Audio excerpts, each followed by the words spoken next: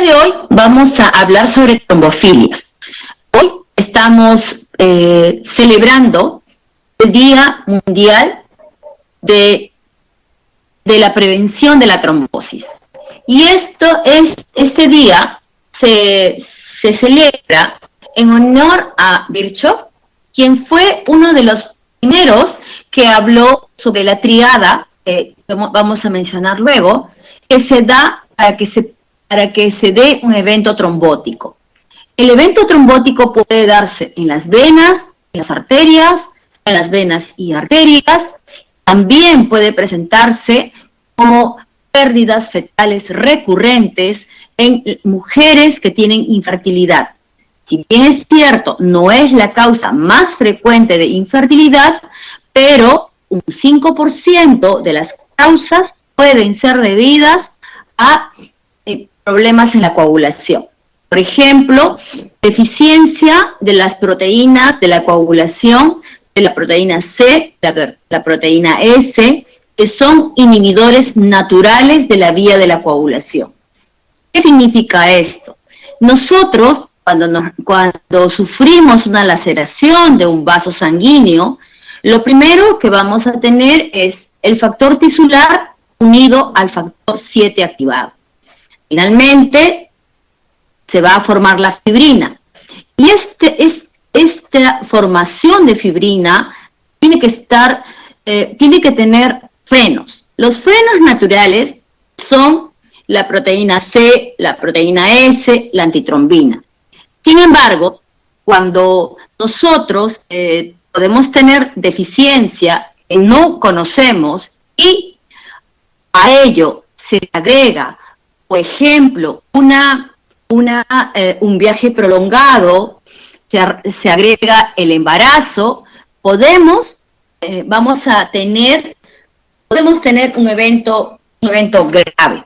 Y tan grave puede ser este evento que puede causar la muerte. Habíamos dicho que es la primera causa de muerte y es silente. Cada año tenemos un lema con el cual vamos a trabajar. El lema de este año es: abre los ojos a la trombosis. Pon los ojos en la trombosis. La trombosis puede ser silente y puede matar. Conozcamos los factores de riesgo. Tratemos de disminuir los factores de riesgo para nosotros y para enseñar a nuestros pacientes. Recuerden que nosotros los profesionales de la salud, somos los que vamos a tener la primera sospecha diagnóstica. La primera sospecha, y es importante porque una trombosis que no es detectada a tiempo puede ser mortal. Cuando estaba comentando sobre la fisiología de la hemostasia, hablábamos de que el proceso normal es que el vaso sanguíneo haga vasoconstricción, luego vienen las plaquetas y finalmente la formación de fibrina y la eliminación de los restos de la fibrina. Con ello, nosotros vamos a tener finalmente la restauración del flujo sanguíneo. Entonces, cuando vamos a hablar de la patogenia de la enfermedad tromboembólica venosa, tenemos que tener en cuenta que todos los factores tienen que estar en equilibrio. Aquí estamos mirando el vaso sanguíneo, puede haber alteración en el flujo, por ejemplo, placas de ateromas que pueden formarse en una arteria. Podemos tener además disminución de la circulación, por ejemplo, en personas que tienen varices. Podemos tener también disminución de la circulación cuando se hace un viaje prolongado, mayor de 6 horas. Y recordando nuevamente que el paso más importante de la vía de la coagulación es cuando vamos a tener la liberación del factor tisular. Es por eso que muchos de nuestros pacientes, sobre todo aquellos pacientes con adenocarcinomas, pueden tener trombos. La hemostasia normal comprende vaso sanguíneo, plaquetas y proteínas procoagulantes. Este es el trombo. El trombo está formado, esta es la malla de fibrina, el glóbulo blanco, los glóbulos rojos y las plaquetas. Una vez que se ha formado esta malla, dependiendo del lugar donde se ha formado, vamos a tener la posibilidad, la probabilidad de que toda esta malla puede ocluir una arteria o una vena. En el caso que ocluya una vena, la trombosis venosa profunda es la que tiene tratamiento con anticoagulación. La trombosis arterial, cuando este coágulo ingresa a una arteria, vamos a tener dos posibilidades: trombolisis o trombectomía. Trombolisis, es decir, usar medicamentos para romper la fibrina. Existen medicamentos. Y la trombectomía, que debe ser antes de las 3 horas que se ha formado el trombo. Se usa, por ejemplo, en personas que hacen infarto cardíaco, personas que hacen accidente cerebrovascular, para limitar la extensión de la trombosis y de esta manera poder tratar a tiempo. Hace poco hemos estado hablando igual sobre trombosis y pues a veces las preguntas que te hacen cuando la persona que está conversando contigo no necesariamente es un profesional de la salud. Entonces, es importante que les hablemos de los factores de riesgo. Los factores de riesgo: obesidad, sedentarismo, hay factores de riesgo transitorios, por ejemplo, fractura de cadera, viajes prolongados. Tenemos que enumerar, y muchas veces las causas son mixtas. Usualmente no es una sola causa. Las causas suelen ser mixtas.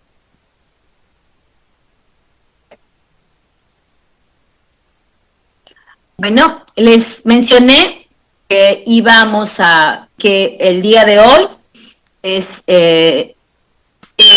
el Día Mundial de Prevención de Trombosis, en honor a Virchow, la fecha de nacimiento de Virchow.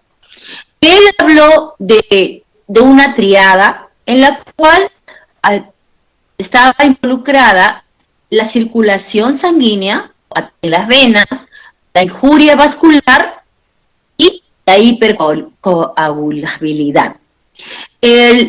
La circulación sanguínea más lenta, por ejemplo, paciente en reposo, paciente una persona que tiene varices.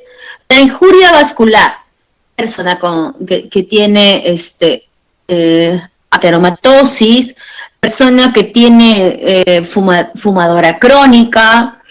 La hipercoagulabilidad son factores que pueden aparecer de manera transitoria o permanente, o congénitos. Por ejemplo, la disminución de la proteína C, la proteína S, que son inhibidores naturales de la vía de la coagulación. Las neoplasias también son causa de trombosis porque van a liberar a la sangre sustancias semejantes al factor tisular. Y al hacer ello, lo que va a pasar es que la persona, aparte de tener una neoplasia, puede debutar además con la primera señal puede ser una trombosis. Hace algún tiempo, una paciente vino por un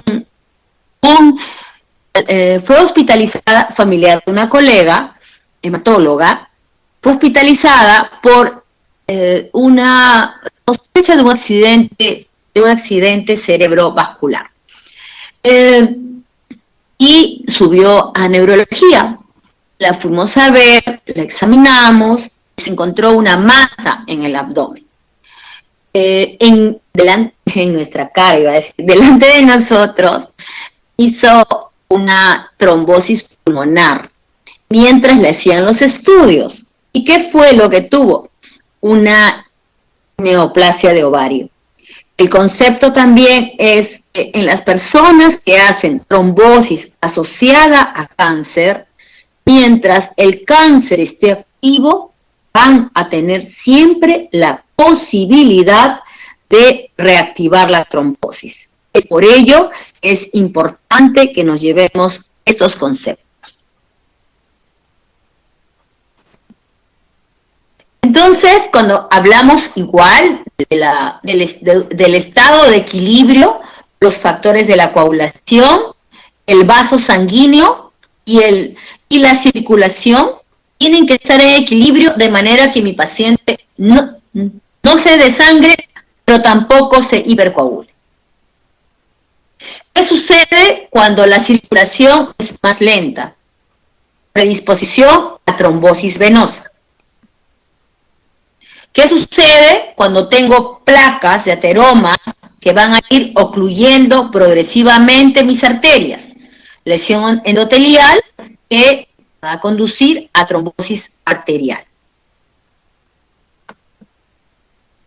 Los estados trombofílicos, que es lo que vamos a conversar, la trombofilia es una situación en la cual se van a formar trombos en las grandes venas, arterias, grandes y pequeñas, y que en la microcirculación, y que finalmente va a verse a un desequilibrio entre los factores que van a llevar a la formación del trombo versus los que van a frenar la trombosis. Usualmente lo aplicamos a aquellas personas que tienen anormalidades, que tienen trombosis asociado a problemas venosos, a problemas hematológicos. Por ejemplo, paciente con deficiencia de proteína C, de proteína S. También se pueden hacer estudios de mutaciones en la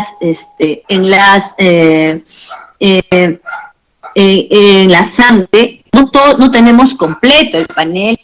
También es importante que recordemos el síndrome antifosfolípido, que puede ser primario o secundario, que también es un factor para eventos tromboembólicos venosos o arteriales, y además la presencia de morbilidad gestacional.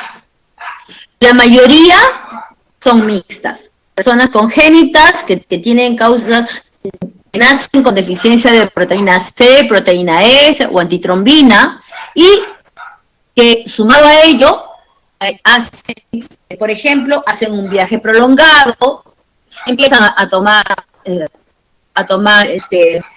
anticonceptivos sin saberlo. Eso no necesariamente las personas lo van a saber. Tuvimos un paciente casi 48 años que hace un viaje a Alemania. Baja del avión y presenta una tromboembolia pulmonar. La tromboembolia pulmonar es una complicación muy grave de la enfermedad tromboembólica. Y el señor delgado, una vida saludable, nunca había presentado ningún problema. Sin embargo, bajando del avión, hace la trombosis. Entonces, ¿a qué nos lleva a pensar esto?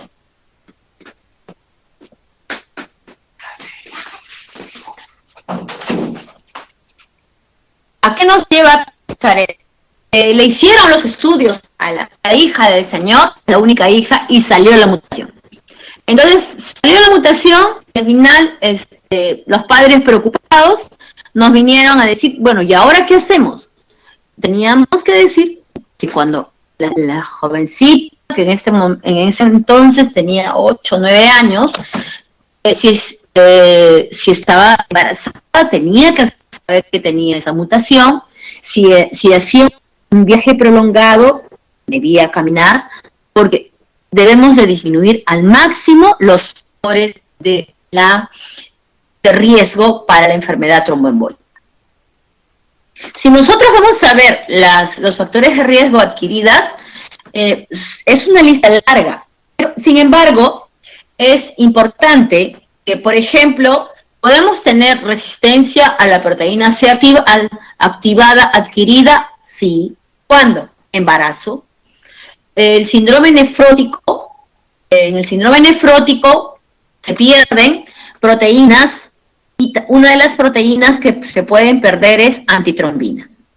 Tenemos también acá neoplasias. Las neoplasias, ya he explicado en un cuadro aparte, el embarazo y puerperio son situaciones especiales y en estas situaciones se van a manifestar porque fisiológicamente disminuye la proteína C y la proteína S.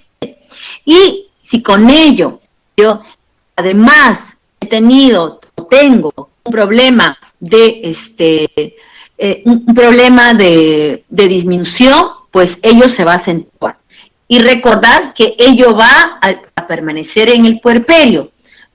Una vez que el bebé, hasta los 45 días, puede ser hasta 15 veces más la posibilidad de desarrollar un evento tromboembólico. Seguimos con las causas, pero no necesariamente todas van a ser a mayor cantidad de factores de riesgo, voy a tener mayor probabilidad de calificar a mi paciente como posible portador de un evento tromboembólico. La trombofilia usualmente se divide en hereditaria y adquirida, sin embargo, hemos mencionado que usualmente es mixta. La trombofilia congénita, deficiencia de proteína C, S, antitrombina, también existe mutación en la proteína C activada, hiperhomocisteinemia, la mutación en el gen de la protrombina 20-210A, puede ser causa de trombosis idiopáticas y en realidad qué porcentaje hay, mucho va a depender de la población que va a ser estudiada. Hay algunas pruebas que ya se están haciendo en nuestro país. Por ejemplo, proteína C, proteína S, antitrombina, se hace por coagulometría. Por lo tanto, no son útiles si mi paciente está anticoagulado o si ha hecho una trombosis reciente. Cuanto más severa es la trombosis, mayor disminución de estos factores de la coagulación, que son inhibidores naturales de la vía de la coagulación. El síndrome antifosfolípido es importante para nosotros porque es una patología que consideramos que es la causa más frecuente de trombofilia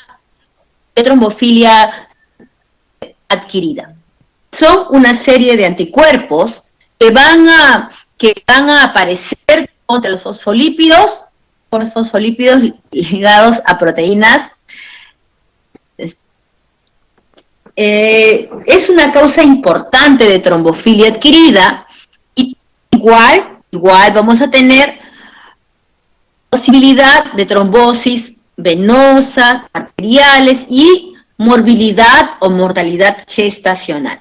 Puede haber tanto en la mujer, es una causa de preeclampsia severa, y también podemos tener mujeres que son abortadoras recurrentes, dos embarazos o 3 no continuos, deberíamos estudiarlas, y además también podemos ver los anticuerpos anti-beta 2 glicoproteína. El síndrome antifosfolípido es la causa más común de trombofilia adquirida, y hay una estrecha relación con enfermedad cardiovascular, morbilidad gestacional, stroke y trombosis inusual. Es decir, por ejemplo, trombosis mesentérica, trombosis en la arteria de la retina, y pueden presentarse en personas jóvenes. Las personas pueden tener entre un 3 a 10% de anticuerpos positivos. Para definir el síndrome antifosfolípido, yo tengo que tener las dos situaciones: trombosis venosa o arterial más la presencia de los anticuerpos. Si no, no me es útil. Existe en el mercado una prueba que se llama pool de trombosis. Hacen un montón de pruebas. No todos son trombogénicos.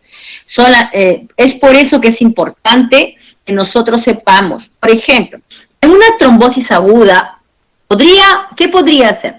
Le podría pedir anticuerpos anticardiolipina, que se hacen por ELISA, y no va a ser alterada por la coagulación. Pero anticoagulante lúpico, no, porque el anticoagulante lúpico es hecho por coagulometría. Es importante también que nosotros tengamos en consideración que estas, por ejemplo, si viene la mujer gestante, alguno de ustedes va a ser ginecólogo, médico, la medicina general, también igual no se nos puede pasar. Entonces, en estos casos, antes de que salga embarazada, deberíamos de estudiar, porque las complicaciones pueden ser tanto en la mamá como en el bebé. Y ello tiene que llevar a que nosotros pongamos en consideración que todo tiene que ser evaluado antes de. Viene la paciente, viene enviada por el ginecólogo para que nosotros le solucionemos, porque es su quinta, su sexta, su octava gestación. Nos ha sucedido. Pero recomendamos, por ser un embarazo de alto riesgo, que se maneje en conjunto, y que además del manejo conjunto, se tiene que hacer el seguimiento muy cercano.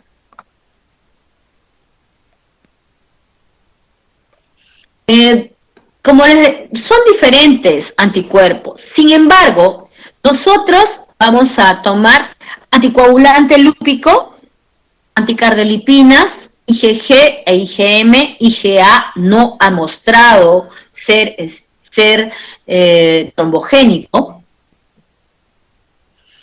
¿Por qué se llamó síndrome antifosfolípido? Porque inicialmente se encontró en personas con lupus, pero ahora podemos ver que puede haber síndrome antifosfolípido primario hasta en un 53% de casos. Las mujeres son las más afectadas, y usualmente en la segunda o tercera década de la vida.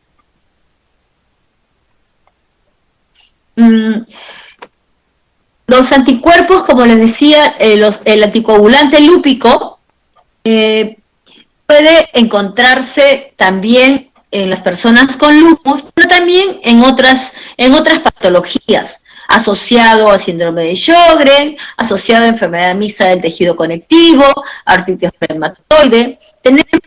Tengo 2 casos de pacientes que tienen síndrome antifosfolípido más púrpura trombocitopenia inmune. La mayoría de los pacientes no van a tener evidencia de enfermedad autoinmune. Como mencioné, el anticoagulante lúpico se hace por pruebas de coagulometría. ¿Qué hace el anticoagulante lúpico? Hace que se prolongue el tiempo de tromboplastina. Y en la prueba de mezcla no hay corrección. Y entonces el paciente viene con un sangrado. Sin embargo,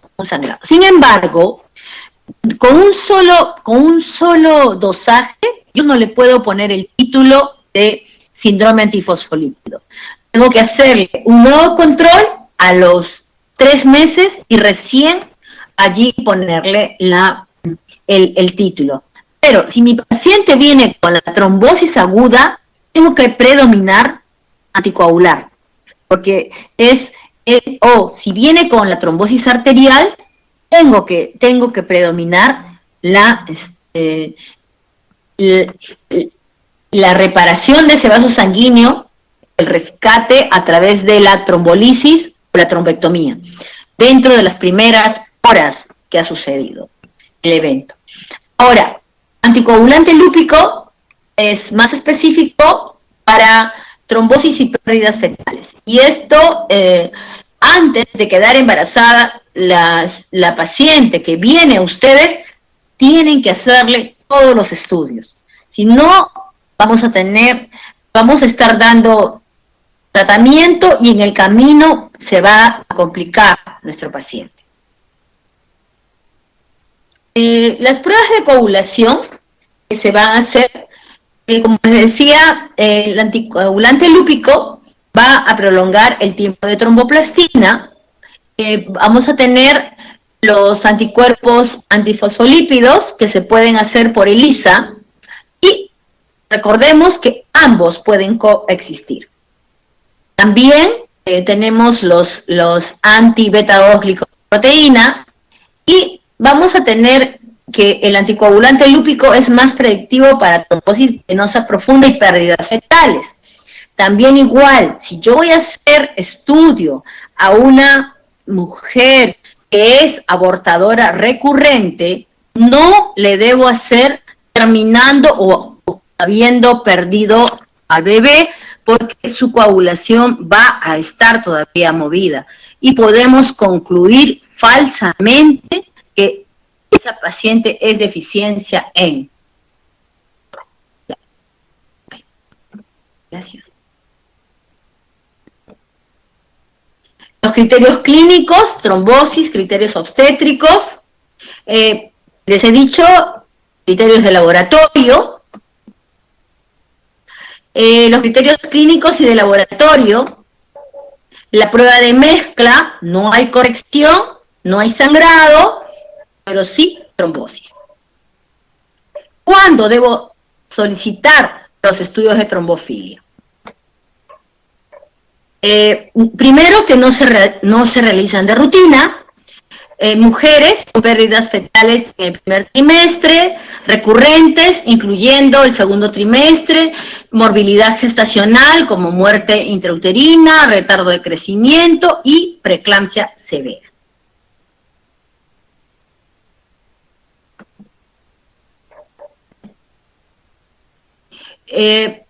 Pacientes con trombosis venosa espontánea, pacientes menores de 50 años y con factores de riesgo transitorios, por ejemplo, el señor que viajó, pacientes que tienen trombosis venosa después del embarazo o asociado a embarazo, pero una vez que la coagulación se haya estabilizado. Trombosis venosa profunda recurrente, en estos casos es necesario que las personas que tienen trombosis venosa recurrente tienen indicación de anticoagulación permanente. Trombosis inusual, trombosis mesentérica, trombosis en el seno venoso cerebral, que puede ser mortal, trombosis de la retina no asociado a diabetes mellitus. Familiares en primer grado de pacientes con trombofilia establecida. El paciente que les comenté que hizo tromboembolia, trombosis pulmonar, después de un viaje de 12 horas, y que le hacen los estudios moleculares y encuentran que tiene la mutación en el gen de la protrombina. 2 consecutivos o 3 no consecutivos abortos a cualquier edad gestacional. Preeclampsia severa. Trombosis en niños, porque la trombosis en los niños es poco frecuente. Los niños usualmente tienen la coagulación protegida. Entonces, en estos casos, nosotros es muy raro que un niño haga trombosis. Usualmente las trombosis las hacen asociadas a un catéter, asociadas a una infección.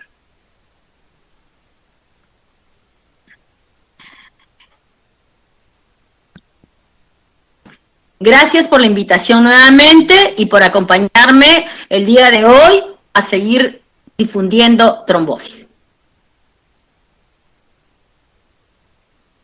Doctora Chupita, muchas gracias por su excelente ponencia. Agradecemos mucho las enseñanzas que nos han dado. Tenemos una pregunta que nos han hecho llegar los compañeros. No sé si se la puedo hacer, si me permite. Sí, claro. Me preguntan si una persona tiene una cirugía de tiroides y se le encuentra una hemoglobina de 8, ¿qué tanto riesgo tiene de poder hacer trombosis? A ver, vamos a separar, ¿sí? La persona con... primero me están hablando, primero si si el problema de la tiroides está compensado o no. Recuerden que las personas que tienen alguna patología crónica pueden tener anemia por enfermedad crónica.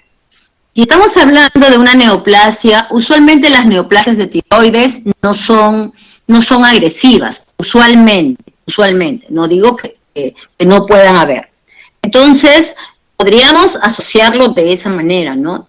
Si es una neoplasia agresiva o además si tenemos que, por ejemplo, una tiroidectomía amplia y que por ello haya laceración de muchos vasos sanguíneos. ¿Respondí? Sí, muchas gracias, doctora.